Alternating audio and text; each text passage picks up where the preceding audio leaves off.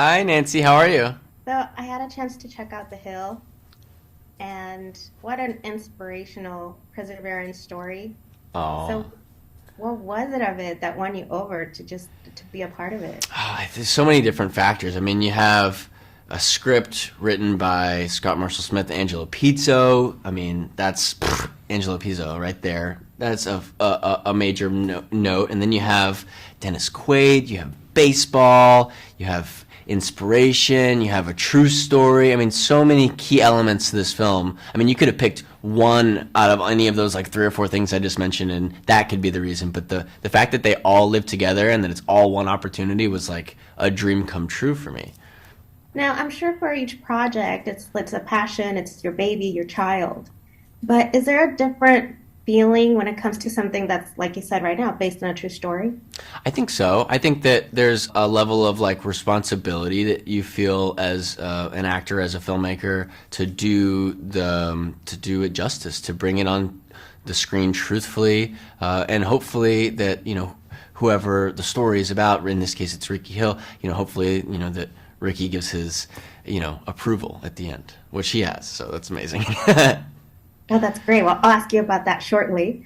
But first, can you tell me the beginning and share? I understand you had like a sit-down audition with Dennis Quaid I did. before taking it on. So how was that I experience? did. It was a little daunting, I have to say. So some people don't know the audition process was a little bit, or the process of getting the film made was a little bit of a process. Jeff Celentano, the director, was been involved with it for 10 years or so, and at the time that I came on and had my first audition was about 2018, 2019, and I read with Jeff and got a call back and got to come in and read with Dennis, which I was very nervous about.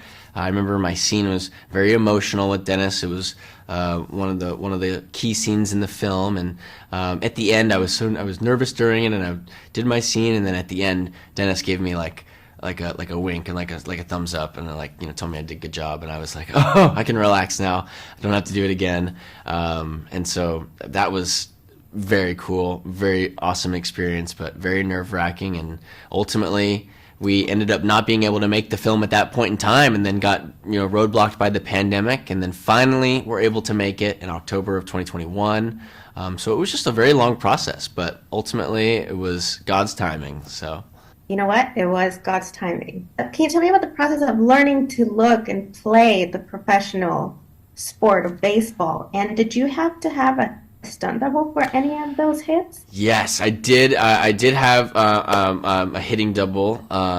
He was there with me. I had a couple different gentlemen who stepped in, but there was one gentleman in particular who was really helpful to kind of making me look as good as possible. But leading up into shooting, I had like 3 or 4 months beforehand. I was able to get with some baseball coaches that production set up for me to work with, and out here in Los Angeles was able to work a little bit for leading up into the film. And then Mark Ellis, our stunt coordinator, was on set providing all types of insight and helps and tips while we were filming as well.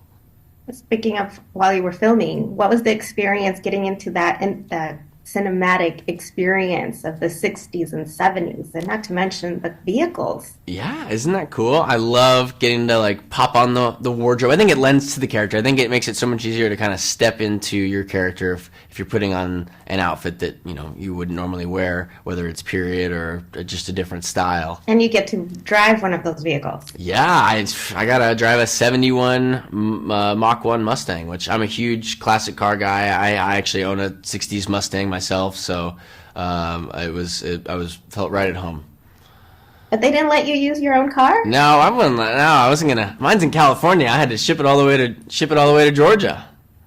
That's true, that's true. But it would have been like my baby was in the film with me. Yeah, no, I know. Ricky's car needed a little bit of work. That was the thing. We had a couple with all the car guys on set, but there was one point in time where none of the guys could get this old Mustang, the '71 Mustang, to turn over. Couldn't get it started, and I was able to get started. I got in there. I got started. I moved it. Awesome. So, right now, you did mention Rickey Hill, you got the thumbs up from him. So I take it you did have interaction with him. Yeah. What did you learn about him? Yeah, Ricky was lucky enough to be able to be with us through some of the filming process. So I was able to get with him a couple days before we started filming, and then he would pop by and stop by a set. So it was pretty exciting when he would come by, and it was great. Like, he would just sit down, and there was a lot of stuff on the written page that we all knew, but he would come and he would share stories, tell stories about what it was like in this particular scene, or what he was doing the day before this scene happened, or whatever. So it was cool to get the behind the scenes on the scenes, from Ricky. Was it intimidating when he was around? Only no, because of how friendly and like energetic he was. He had this energy about him where, like, if he was on set, you almost kind of knew about it because you could hear some people laughing from 100 feet away, and you're like, oh my gosh, Ricky's telling a story over there. So no, he made everybody feel very comfortable all time.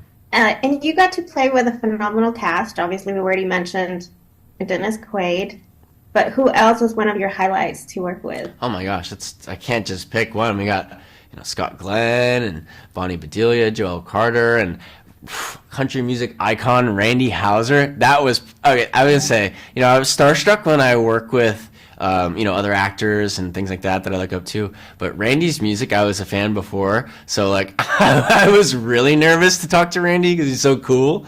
It was just everybody, I just felt like I was surrounded by tons of people that I could learn from, tons of people that I admire, and that just added to the whole experience. Now, I'm sensing you're a man of faith.